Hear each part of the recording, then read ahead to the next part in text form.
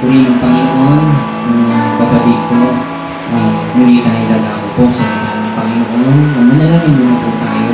Panginoon Jesus, salamat po. Muli, nandito po kami para turuan mo ng mga salita mo, Panginoon. Kasi naman po, Panginoon Jesus, ang siyang patuloy, Lord, na nangihina. Kaya kasi ito po, mamiramdaman po, Panginoon, may patuloyin mo.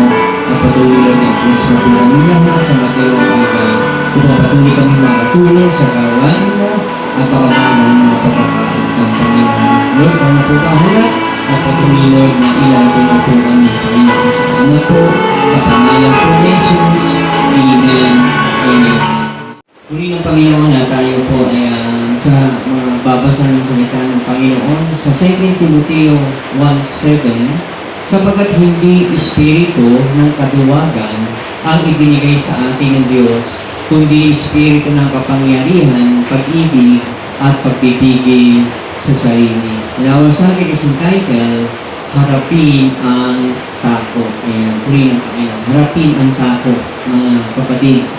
Sapagkat dito po, sinabi po ng Bible o nabanggit po ng Bible na 80 times nabanggit ang salitang takot o fear sa Bible, mga kapatid. Hallelujah. At ibig sabihin daw po lahat ng tao ay dumadanas na tinatawag na takot sa buhay. Pero kailangan po mapaglabanan po natin ito, mga kapatid. Hindi tayo dapat magpadaig sa takot na nararamdaman natin. Sa isang saying ng isang awitin, sabi doon, ang takot daw po ay sa isip lamang. Kaya kung tayo po ay magpapadaig sa takot na nararamdaman natin, na iisip natin, hindi natin ma-overcome yung ating mga labanan. Hindi natin ma-overcome yung mga pagsubok natin sa buhay. Hindi natin ma-overcome yung lahat na pinapahintulot ng Panginoon Jesus na ating pong pagdaanan para maging tunay tayong Kristiyano o maging tunay na ganap na anak ng ating Diyos na buhay. Kaya tayo po, kailangan po na mapaglabanan po natin yung takot na po sa buhay natin. Hallelujah. Okay? Ang ating pong pag-aaralan ng kapatid ay walang iba kundi si Pedro. Si Pedro po ay sabihin natin na nakaranas po ng takot sa buhay. Bago po siya naging matatag. Bago po siya naging kagamit-gamit sa ating Panginoon at bago niya na-overcome yung kanyang takot, ay naranasan niya muna yung bagay na ito sa buhay niya na siyang pinahintulot din po ng ating Panginoong Jesucristo. Hallelujah. Ang sabi nga rito sa Mateo 14 verse 25 to 31, at nang madaling araw na ay sumunod sa kanila si Jesus na naglalakad sa ibabaw ng tubig. Kinilabutan sa takot ang mga alagad nang makita nilang may lumalakad sa ibabaw ng tubig. Ang sabi nila, multo. At nagsalita si Pedro at ang sabi, Panginoon, kung talagang kayo iyan, paparian ninyo ako sa ibabaw ng tubig. At sumagot siya, sabi ng Panginoon, halika. Kaya't lumunsad si Pedro sa bangka at lumakad sa ibabaw ng bato palapit kay Jesus. Verse 30, ngunit ang mapansin niya ang hangin, siya ay natakot. Ayun. Nang mapansin niya at maramdaman yung hangin, siya ay natakot at nagsimulang lumubog. At ang sabi niya sa Panginoong Hesus, sagutin po ninyo ako, Panginoon. Sa verse 31, agad siyang inabot ni Jesus at ang sabi ng Panginoon kay Pedro, napakaliit ng iyong pananalig. Bakit ka nag-alinlangan? Hallelujah. Ito po yung, sabihin po natin, unang pagkakataon na talagang pinahintulot ng Panginoon kay Pedro na lumakad sa ibabaw ng tubig na kung saan ay upang makita ng Panginoon Jesus kung siya po ba ay mag-aalilangan kapag naramdaman niya yung hangin na dumaan sa kanya. Gusto ng Lord makita sa kanya, makabay po siya po'y nagmamature na. Gusto ng Panginoon na makita kay Pedro kung paano siya humahawak sa salita ni Jesus. Kaya nung time na yun na nakita ni Pedro ng mga alagad ng Panginoon na naglalakad sa ibabaw ng tubig patungo sa kanilang bangka, ang sabi ni Pedro, Panginoon, baka pwede kung ako po ay pumariyan sa iyo na lalakad sa ibabaw ng tubig. At ang sabi ng Panginoon, lumakad ka Pedro, lumapit ka dito Pedro.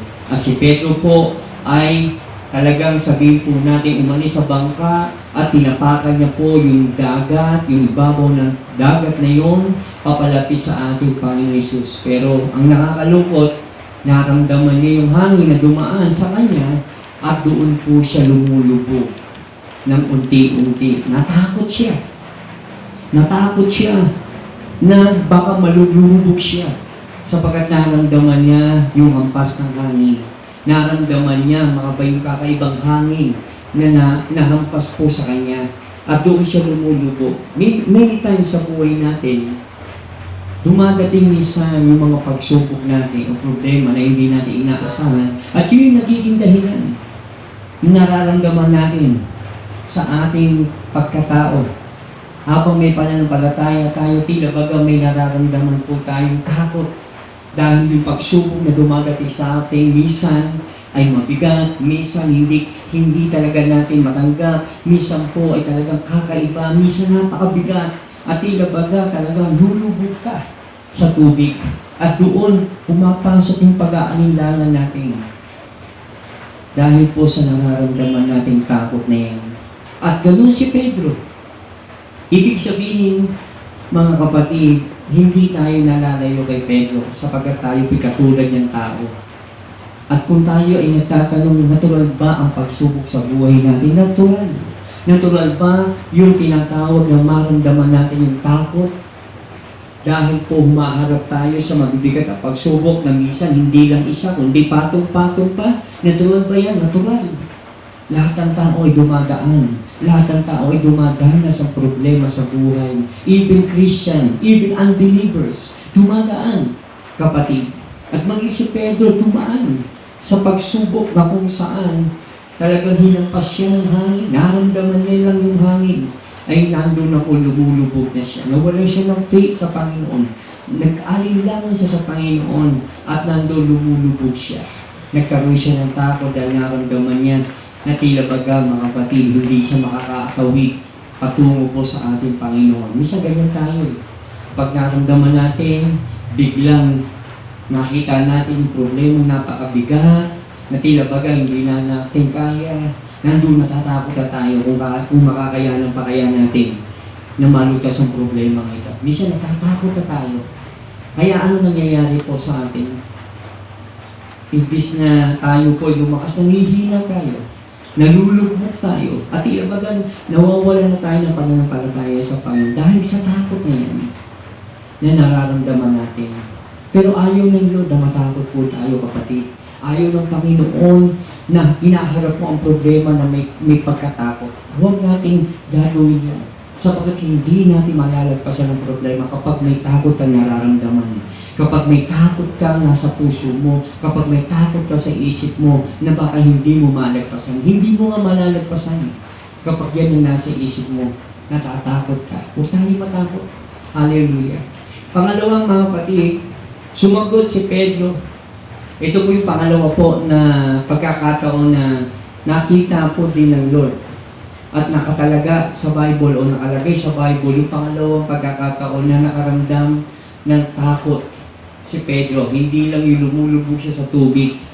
Ito po yung pangalawa. Sa Matthew 26 verse 33 to 35, sumagot si Pedro, kahit na po iwan kayo ng lahat, sabi niya sa Panginoon, hindi ko po kayo iiwan. Napakalakas ang loob ni Pedro. Mga kapatid, nasabihin sa Panginoon, Panginoon, iwan mo kayo ng mga ibang kapatiran, iwan mo kayo ng ibang tao. Pero ako, hindi ko kayo iiwan. Yun ang pinakamatapang salita ni Pedro sa Panginoon. Na tila baga, mga kapatid, hindi mabubuwag sa Pedro sa mga pagsubok. Sa verse 34, tandaan mo, sabi ni Jesus, sa gabi rin ito, bago tumilaok ang manok, makatatlo mo akong itatatwa. Yan, yun ang sabi ng Lord. Bagamat matigas, matapang yung salita ni Pedro sa Panginoon na hindi niya iiwan si Jesus, pero ang sagot ng Panginoon, Pedro, itatakwa mo ko bago tumilaok ang manok. Itatakwa mo ko ng 3 beses bago tumilaok ang manok, Pedro. Minsan, tayo po, aminin natin, malakas tayo kung magpuri kapag walang pagsubok. Aminin natin, mga kapatid, na kaya natin isakripisyo yung buhay natin sa Lord. Lalo na kapag wala tayong nararanasang pagsubok. Kundi mga blessings sa buhay, kalusugan, walang problema. Kaya natin, mga kapatid, na talagang isikang papuri sa Panginoon, yung pasasalamat para sa Panginoon. Kaya natin ipakita sa Lord na handa tayong mamatay para sa Panginoon. Nagagawa natin minsan. Pero hindi natin nababantayan dahil nga po walang pagsubok. Pero paano na kapag pinahintulot ng Lord na tayo po ay dagsain ng pagsubok at talagang pwedeng mangyari po yan sa buhay natin. Ano ang gagawin natin, mga kapatid? Anong klase pananampalataya ang maipapakita natin sa Lord? Anong klase pagmamahal ang maipapakita natin sa Panginoon? Paano tayo, mga kapatid, maninindigan sa ating pag-ibig sa Panginoon kapag meron na tayong pagsubok sa buhay na napakabigat?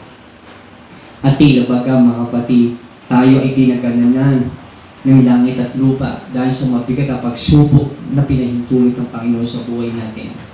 Kapag tinignan mo yung pagsubok na yun, tiyak po na hindi mo ma-overcome ang problema.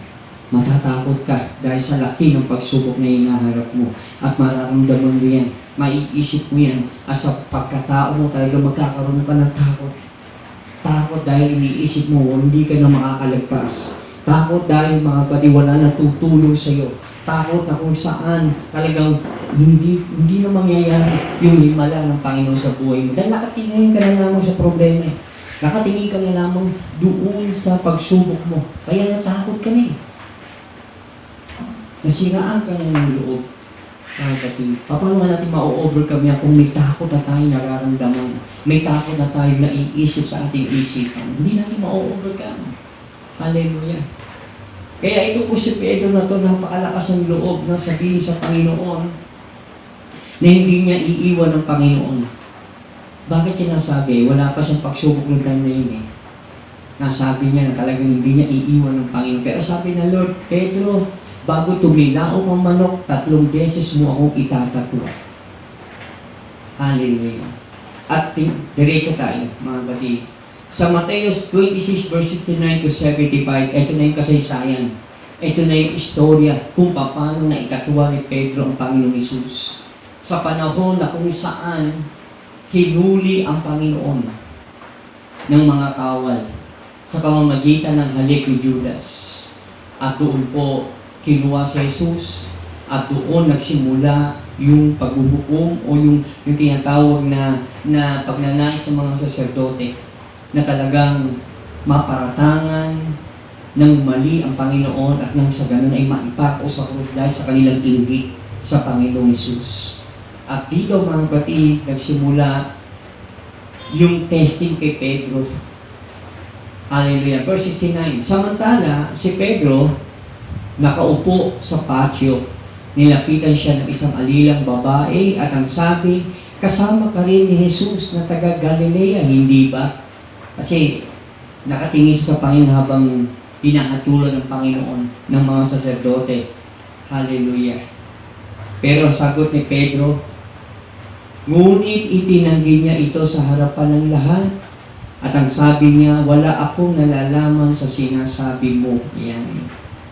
Yun ang unang pagkatuan ni Pedro patungkol kay Jesus. Ang sabi ng babae, tila baga, ikaw ay kakilala mo si Jesus. Pero ang sagot niya, wala akong nalalaman sa sinasabi mo. Pangalawang pagkakataon na naikatuan niyang Panginoon sa verse 71, pumunta sa may pintuan si Pedro, nakita siya ng isa pang alilang babae at sinabi sa mga naroroon, ang lalaking ito'y kasama ni Jesus. Ang lalaking ito'y kasama ni Jesus na taga Nazaret. Muli tumanggi si Pedro at sabi, isinusumpa ko, hindi ko nakikilala ang taong iyan. Pangalawang pagkakataon na talagang sinubok si Pedro At doon, mga kapatid, na itatwa niya uli ang Panginoon Jesus dahil sa takot na baka siya ay mahuli-hulihin din po at madamay sa nangyayari po sa ating Panginoon Jesus. Lahat sila natakot. Pati ang mga alagad natakot. Maging siya natatakot na makilala siya'y alagad ni Jesus. Kaya dinidinin niya ang Panginoon. Yung time na yun, dinidinin niya ang Panginoon. Sa verse 73, maya-maya lumapit kay Pedro ang mga naroon at sinabi nila, isa ka nga sa kanila, nakikilala sa iyong pagsasalita. At muling sumagot si Pedro. Verse 74, mamamatay man ako, talagang hindi ko nakikilala ang taong iyan. Sagot ni Pedro, siya namang pagtilao ng manok. 3 times na naidinay ni Pedro ang Panginoong Jesus dahil po sa takot. Sa takot na siya po'y madamay sa ginagawa pong paghahatol sa Panginoong Jesus. Takot si Pedro, mga kapatid, na makilala siyang alagad ni Jesus nung time na yun. Doon umiira yung takot niya. Hindi niya masabi na siya yung alagad ni Jesus, isa sa mga alagad ni Jesus. Hindi niya magawa. Why? Dahil sa takot. At yun ang disadvantage kapag nanaig yung takot sa buhay natin. Hindi na natin magawang aminin na tayo ay anak ng Diyos. Hindi na natin magawa na tayo ay mayroong tinatawag na katiyakan na may pangakong Panginoon sa buhay na hindi natin makayang paghawakan kapag natakot na tayo. Kapag umira na ang takot sa ating buong buhay, sa ating pagkatao, sa ating isipan, sa ating puso, babakbakin niya yung pananampalataya natin. Babakbakin niya yung tapang natin. Babakbakin niya, mga kapatid, yung dignidad natin. Sisirain ng takot na yan. Hallelujah. Yung paniniwala natin sa Panginoon Jesus. Kaya ayaw ng Panginoon na hayaan natin na ang takot ay umira sa buhay natin. Ayaw ng doon. Kailangan daw natin mapaglabanan to. Na kahit nahaharap ka sa matinding pagsubok mo sa buhay, huwag kang mawawala ng pag-asa. Sapagkat may Diyos sa makapangyarihan, may Diyos na mas malaki sa iyong problema. Yes, huli ng Panginoon. Totoo po. Lahat tayo nakakaramdam ng takot kapag may mabigat tayong problema. O kaya ay may karamdaman na tila baga mamamatay na tayo. Natatakot tayo na mamatay. Pero kung anak ka ng Diyos, mahal mo, Panginoon, naniniwala ka na hindi ka mababayaan ng Panginoon, hindi ka dapat matakot kahit may karamdaman ka. Hindi ka dapat matakot kung baong ka sa utang. Sapagkat kung ikaw po ay naniniwala kay Jesus, may magagawa sa Jesus sa buhay mo. Sigurado yun. May magagawa sa Jesus sa ating buhay. Huwag lang tayong matatakot. Huwag lang tayong sisiraan ng loob. Huwag lang tayong mawawala ng pag-asa. Sapagkat ang gusto ng Panginoon, maging matapang tayo. At labanan natin ang takot na yan na nilalagay ng demonyo sa buhay natin. May magagawa ang Diyos sa buhay mo, pero ikaw wala kang magagawa. Pero ang Panginoon Jesus may magagawa sa iyong mga problema. Yes. Kaya kabuti ang Panginoon, ganun makapangyarihan ng Panginoon, mga kapatid. Subukan mo lang. Subukan mo alisin ang takot mo sa buhay mo. At hindi ka pababayaan ng Panginoon. Hallelujah. Sa verse 75, at ng kanyang naalala, yung sinabi ng Lord na itatatuan niya ang Panginoon. Sa verse 75 ito sabi, at naalala ni Pedro ang sabi ni Jesus, bago tumilaok ang manok, Pedro, makatatlo mo akong itatatwa. Lumabas si Pedro at nanangis ng buong kapaitan. Nung nagawa niyang ma-deny si Jesus, nung time na yun na 3 beses, na-deny niya na hindi siya yung alagad ni Jesus, na-deny niya mga kapatid na hindi niya kilala si Jesus, na-deny niya dahil natatakot siya nung time na yun. Nung naalala niya na yun ang sinabi ng Lord, lumabas siya at umiyak ng buong kapaitan. Ako naniniwala, na-realize po ni Pedro na nagkamali siya. Na-realize ni Pedro, mga kapatid, na hindi naging tama yung kanyang mga pananalita. Na-i-deny niya ang Panginoon Jesus noong time na yun. Dahil umira yung takot sa kanyang puso at isip. Umiyak siya. Buong kapaitan siyang nanangis, sabi ng Bible. At ako naniniwala na totoo yung kanyang pagtangis. Yung pagkangis niya po, mga kapatid, ay talaga ikinundin niya yung sarili niya. Nagsisip po talaga siya. Hallelujah. Talagang andoon, mga kapatid, na hindi niya mapatawad yung sarili niya na nagawa niya. Nandoon, umiiyak siya. Pero hindi siya nawala ng pag-asa. Sapagkat ginamit siya rin ng gusto ng Panginoon. Matapos po niyang na-overcome yung kanyang kasalanan, na matapos siya ma-overcome yung kanyang pagkukulang sa Lord, matapos po niya na ma-overcome yung tao sa buhay niya, naging kagamit-gamit din po si Pedro sa kanyang ministeryo. Kaya sa ating pong lahat, mga minamahal, huwag tayong mawawalan ng pag-asa. Kung madalas tayong bumabagsak dahil sa takot natin, may pag-asa ka pa. Hanggat may pananalig ka kay Jesus, may pag-asa ka pa. Hanggat naniniwala ka sa salita ni Jesus, may pag-asa pa ang buhay mo, kapatid. Hallelujah. Ngayon ang tanong sa bagay na ito, how Peter deal with and overcame their fear. Paano po na-overcome at na-handle ni Pedro yung takot na naramdaman niya? Tuluyan ba siyang bumagsak? Tuluyan ba siyang nawala sa ministry? Hindi. Bagkos lumaban siya. Sa kabila talaga na makikita natin, even Peter, na nakakagawa ng pagpapagaling sa pamagitan ng kanyang anino dahil pinahintulot ng Lord na siya magmanifest sa kanya yung kapangyarihan niya. Andoon, mga kapatid, na talagang dumaan din siya ng pagkahina o kahinaan sa buhay. Dumaan din siya ng pagkatakot sa buhay. Pero not to the extent na natili siya sa takot. Bumani siya, lumaban siya sa nararamdaman niyang takot niya. Hallelujah. Kaya na-overcome niya yung takot sa buhay. Kaya naunawaan ni Pedro, mga kaibigan, maging ang ating Panginoon Jesus. Nauunawaan tayo kung minsan natatakot tayo. O kaya minsan madalas nakakaranas tayo ng takot. Nauunawaan ka na, Lord, pero dapat lumabang ka para matulungan ka ng Panginoon. Nakakaramdam ka ng takot, ng nervyos. Huwag ka matakot, lumabang ka. Paghawakan mo yung salita yung napakinggan mo sa Panginoon. Paghawakan mo yung naririnig mo sa Panginoon. Paghawakan mo yung nababasa mo sa Biblia na salita ng Panginoon. Makikita mo. Malalagpasan mo yung takot na yung nararamdaman mo, kapatid. Yes. Gawa lang ng demonyo yun. Para takutin tayo, para alisin tayo sa kamay ng Panginoon, para alisin yung pag-asa natin sa buhay. Pero lumaban tayo, kapatid. Lumaban tayo. Hallelujah. Paano po nagawa ni Pedro na ma-overcome yung takot na nararamdaman niya sa buhay niya? Number 1, he confessed his sin. Ipinahayag niya yung kanyang kasalanan sa Lord. Kasi po, kapag natatakot ka, nakikitaan tayo ng Lord na nag-aanilangan tayo sa Kanya. Humihina yung faith natin. Humihina, mga kapatid, yung pananalig natin sa Lord. Kaya nakikita na nag-aanilangan tayo dahil sa ating takot. Pero kailangan ihingi natin yung tawad yan at bumangon tayo para muli tayong lumakas. The Bible says, 1 John 1:9, kung ipinapahayag natin ang ating mga kasalanan, maaasahan natin ipapatawad sa atin ng Diyos sa mga ikaglilinisin tayo sa lahat ng ating kasamaan sapagkat siya ay mabuti. Ang unang ginawa ni Pedro, ipinahayag niya yung kanyang kasalanan sa Panginoon. Ako naniniwala, nung pagkatapos niya naunawaan at naalala yung sinabi ni Jesus na ikakatwa niya ang Panginoon, bago tumila akong manok, nagawa niya. At nung nagawa niya 3 beses na yun, ang pagkatwa sa Panginoon, na-realize niya na nagkasala po siya. Nagkamali siya. Dahil nadaig yung takot. Mga kapatid, nangibabaw yung takot sa buhay niya.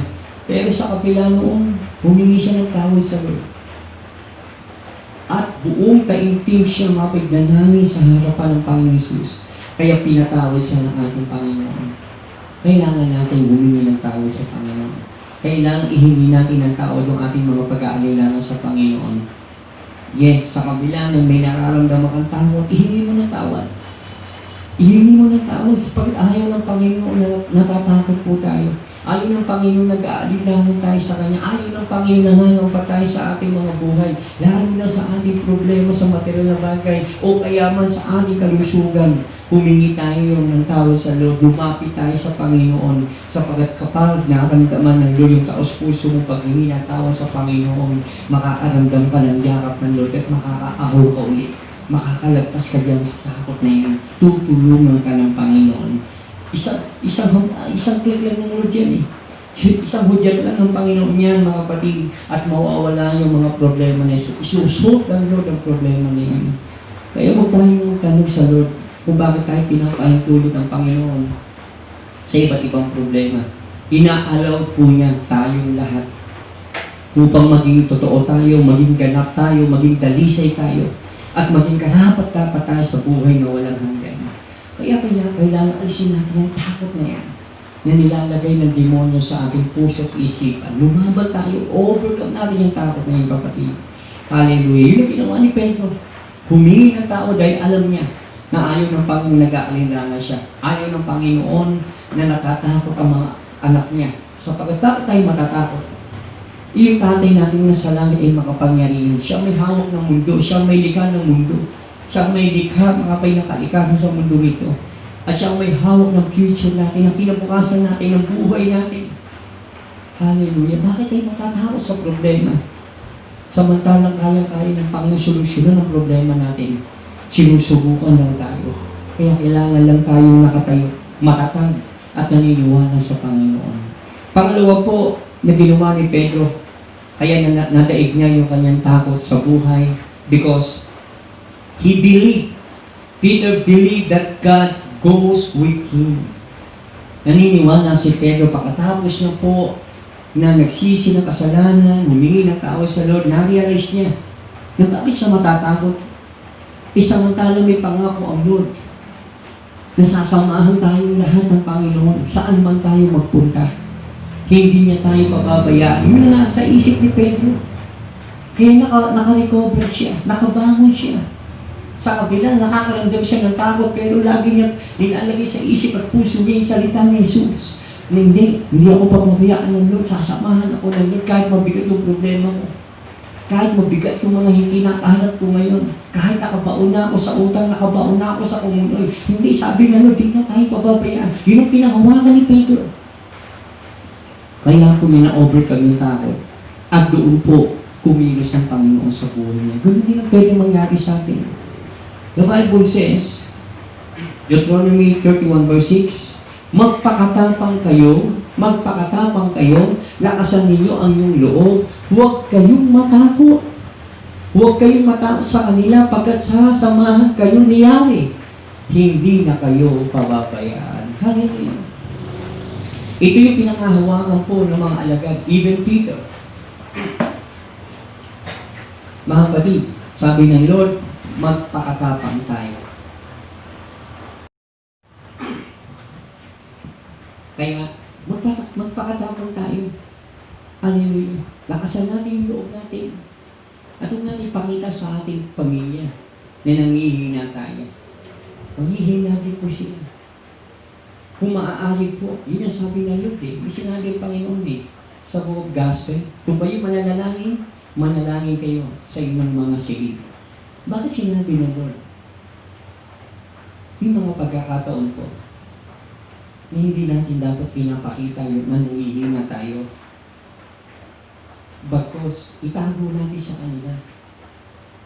Na nangihina man tayo, itago natin sa kanila at ang Diyos lang na makakita ng kahinaan natin at sa Diyos lang tayo humingi ng lakas at tutulungan ka ng Panginoon. Kaya sabi ng Lord, manalangin kayo sa inyong mga silid upang kayo aking mapalakas at mapapalakas niyo yung pamilya, mapapalakas niyo yung mga kapatiran, mapapalakas yung ibang tao na i-address yung ibang tao. Sapagkat ayaw ng Panginoon na makitaan tayo as a Christian ng panghihina.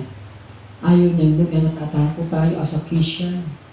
Pag nakita ng mga unbelievers, wala sila ng pananampalataya sapagkat tayong Christian nanghihina. Paano na kaya sila? Paano kaya yung ating asawa pag nakitaan tayo nanghihina sa ating problema? Paano po tayo, yung ating mga anak, kapag nakikita tayo umiiyak at nawawala ng pag-asa, samantalang Kristiyano po tayo. na sabi ng Lord, hanapin mo siya sa iyong silid. Hanapin mo ang kanyang mukha. Hanapin mo ang kanyang presensya. Idulog po ang problema mo at iwaksin mo yung takot na yan sapagkat kay Jesus, meron kang pag-asa sa buhay. Yun ang sabi ng Lord. Hallelujah. Kaya sabi ng Lord, magpakatapang, lakasan ang inyong loob at huwag matatakot sapagkat sasamahan kayo ni Yahweh at hindi na kayo pababayaan. Yun ang panghawakan natin. Isipin natin lahat ng tao dumadaan ng pagsubok, hindi lang ikaw.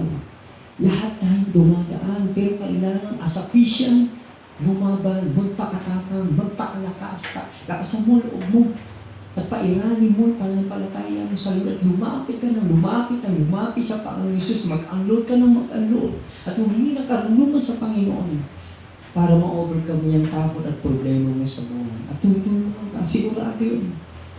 Hallelujah. Marami ng pagkakataon sa buhay natin na hindi lang natin naalala kung paano kumikilos ang Panginoon sa ating problema. Na minsan nakalimutan mo na tinulungan ka ng Lord na maraming pagkakataon kaya ikaw ngayon ay nandyan at buhay. At ngayon ay pinagpapala at nakakaraos dahil sa habag ng Lord. Pero ayaw ng Lord, nakakaraos na tayo. Ang gusto ng Panginoon matamasan natin yung biyaya talaga. Pero kailan i-overcome natin yung takot na yan. Nang sa ganun po, may magawa tayo sa ating problema at mangungusap kami kung paano mo gagawin na malutas at malipasan yung problema na yan. Kailangan kumuwala tayo sa takot na yan. Kinukulong lang tayo ng demonyo sa isang kulungan na punong-puno ng pagkatawat para hindi na po natin makita yung kayang gawin na sa buhay natin. At nang sa ganun, hindi rin makita natin yung kaya natin gawin, na meron pa pala tayong kayang gawin. Hallelujah. Kaya lang, kinukulong lang tayo ng demonyo sa takot na yan. Kumuwala tayo, lumaya tayo dyan. Para hindi malimitahan yung ating mga kakayanan. Makikita mo, kaya ko pala ito sa tulong ng Lord. Nagawa ko pala ito sa tulong ng Lord. Kumuwala ka sa takot Lumabang ka sa takot At hindi ka nagpakulong sa takot. Yun ang gusto ng Panginoon, kapatid. Hallelujah. Pangatlo, paano pa na-overcome ni Pedro yung takot sa buhay niya? He no longer worry his heart. Ano ibig sabihin niya? Hindi niya hinayaan na mag-alala siya ng mag-alala. Tama na yung nagawa niya sa Panginoon Jesus. Tama na yung nagawa ng mga kapatid na natakot siya nung siya lumalakad sa tubig. Tama na yung pagkakataon na natakot siya na madamay doon sa nangyayari sa Panginoon. Tama na yun. Yun ang nasa isip niya. At hindi na ako dapat mag-worry sa buhay ko. Hindi na ako dapat mangamba sapagkat kailangan sumunod ako sa Panginoon. Kailangan yung isip ko, yung puso ko, hindi ko pag-alalahan sa mga problema sapagkat may Diyos na tutulong sa akin. Yun yung kailangan mangyari. Ano sabi ng John 14:27? Kapayapaan ang iniiwan ko sa inyo. Kapayapaan ang iniiwan ko sa inyo. Ang aking kapayapaan ay ibinibigay ko sa inyo. Hindi ito katulad ng ibinibigay ng sanlibutan. Ano raw pong klaseng kapayapaan ang binibigay ng Panginoon Jesus sa ating buhay? Ano raw po yun? Yung hindi ka mababalisa at hindi natatakot. Ito yung kapayapaan galing kay Jesus. Yung kailangan hindi ka makaramdam ng pagkabalisa at pagkatakot sa buhay mo. Kahit humaharap ka ng mga mabibigat na pagsubok. Yun yung kapayapaan ng Lord. At yun ang gusto ng Panginoon na maranasan natin at gawin natin sa buhay natin. Nasa kabila ng matitinding problema, pinapayapa mo yung isip mo. Pinapayapa mo yung puso mo. Para hindi na tumagal yung alalahanin mo sa buhay pagkus ma-overcome mo. Kasi kapag inaalala natin, nangangamba tayo sa ating kinabukasan, nangangamba tayo sa ating problema, kung anong mangyayari, paano gagawin, ito pong solusyon ng problema. Pag nangamba ka dyan, lalo tayo magtatagal sa problema. At yun ang ayaw ng Panginoon mangyari sa atin. Hindi mo kakayanin kapag lagi kang nag-aalala. Sabi nga ng 1 Peter 5:7, ibigay natin sa Diyos ang ating kabalisahan. Huwag tayong mag-alala. Huwag mong pakalalahanin yung puso mo sa problema mo. Huwag mong guluhin yung isipan mo sa problema mo. Ibigay mo lang daw sa Lord yung problema. Ibigay mo sa Lord, ipasa mo sa Panginoon. Ipagkatiwala mo sa Panginoon. At huwag kang matatakot. Pag pinasa mo na sa Lord yung problema mo, at iniyak mo na yung iniyak sa Panginoon yan, huwag ka nang mag-alala. Humingi ka na lang ng guide kung paano ma-overcome ang problema. Bigyan ka ng karunungan na yun ang gusto ng Panginoon. Huwag tayong mamalagi sa takot. Alam nyo, may silang ang buhay natin. At iniipisin ang buhay natin ngayon. Ang gusto ng Lord, ang nasapin natin, yung may kapayapaan sa piling niya. May isin na lang ang buhay natin pagkatapos nag-aalala ka pa. Kukunti na nga yung oras natin sa mundo nito, pero ang ginagawa mo, puro pag-aalala, puro pag-aalala. Ayaw na Lord. Gusto niyang mabuhay ka na may kapayapaan. Mabuhay ka na may buhay na kasiyasya sa piling niya. Kaya lumapit ka kay Jesus lagi. Lagi kang mag-unload. Lagi mong kausapin ng Lord. Lagi kang umiyak sa Lord. At humingi ng karunungan sa Lord. Kung paano mo manalagpasan ang pagsubok. Hingi lang tayo ng hiningan sa Lord ng karunungan at guidance at kalakasang spiritual, kalusugan sa ating katawan. Makikita mo kapatid. Mararamdaman mo siya. I-guide ka niya. Ilalagay ka niya sa kanyang mapagpalang kamay. At pagdilat mo, makikita mo, nakalagpas ka na pala sa problema. Minsan inaalok ng Lord yan para maalala natin siya. Kasi nga baka hindi natin siya naaalala sa sobrang natin busy, sa sobrang nating mga blessing sa buhay. Hindi natin siya naaalala, nakakalimutan na natin siya. Kaya minsan hindi rin maganda yung puro blessing. Kasi baka makalimutan mo nga siya. Kaya inaalaw niya yung mga problema. Pero mahal ka ng Lord kapatid. May blessing at minsan may pagsubok. Inaalaw niya yung dalawa niya. Pinagsasama niya yung bagay niya para lalo tayong lumapit at maranasan natin ang kapangyarihan ni Jesus sa buhay. Kaya subukan lang natin na lagi lumapit sa Lord, tumawag sa Lord, at isuko ang buhay natin sa Lord.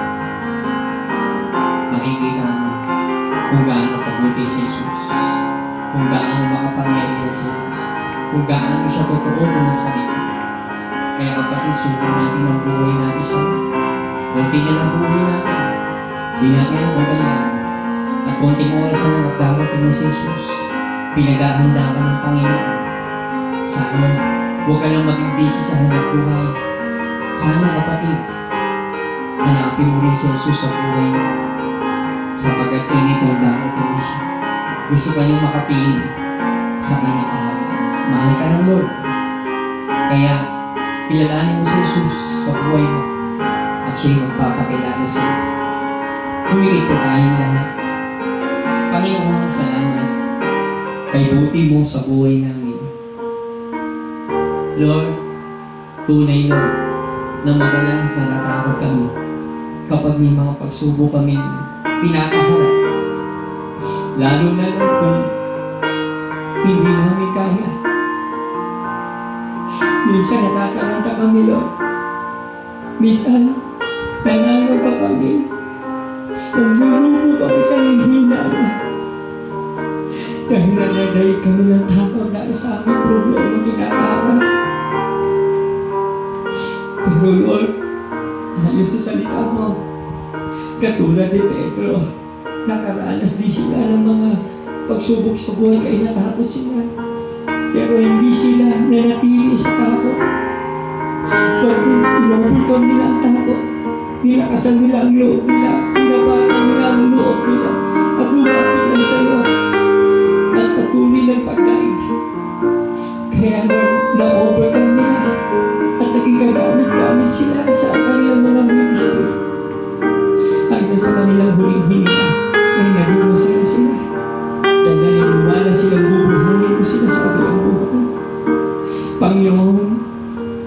Kaming lahat na narito na tinuturuan mo ngayon sa salita mo. Mula sa akin at sa aking mga kapwa, sa mga nakapaninig at nanonood, na maubos na tunay na ito. Sino man yung nakakaramdam ng takot, tulungan mo. Sana mo yung masalitang ito na napakinggan nila mga gawa nila sa buhay nila. Kailangan lang pala namin lakasan ng loob.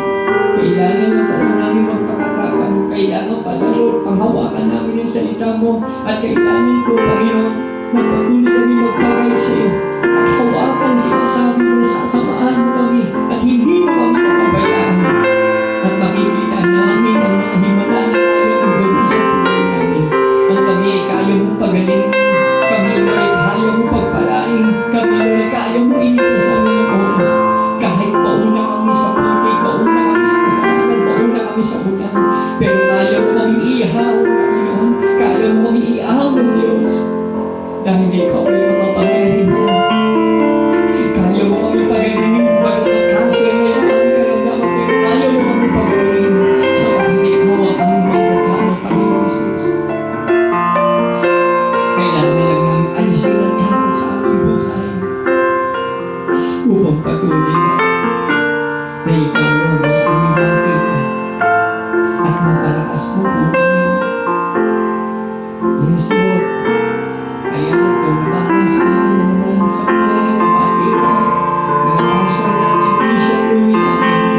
Hanggang sa pagbabalik mo, maabulkan mo kami na patuloy mo na naglilingkod sa iyo, nagmamahal sa iyo, nagpupuri sa iyo, nanganalangin sa iyo, at patuloy nagpapakit sa iyong mga salita.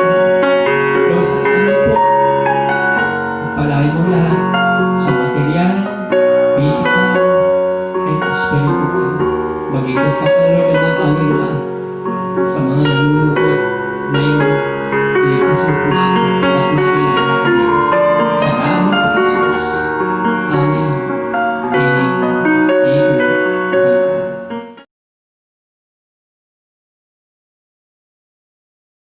Muli ng Panginoon sa announcement po, prayer and counseling. Praying and counseling po, pwede po kayo tumawag.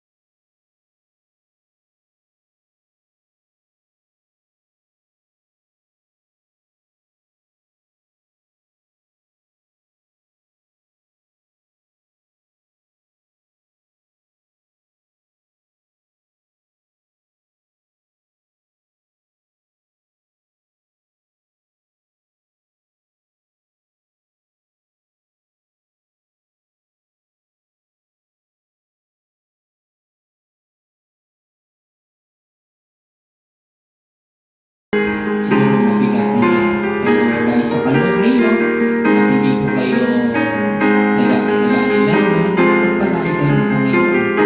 Asahan niyo po na yung kaloob ay nagagamit natin sa ating pangangailangan. Hallelujah. Puri ng Panginoon, salamat po sa inyo. Susunod po na Sabado. Salamat po sa pakikinig po ninyo.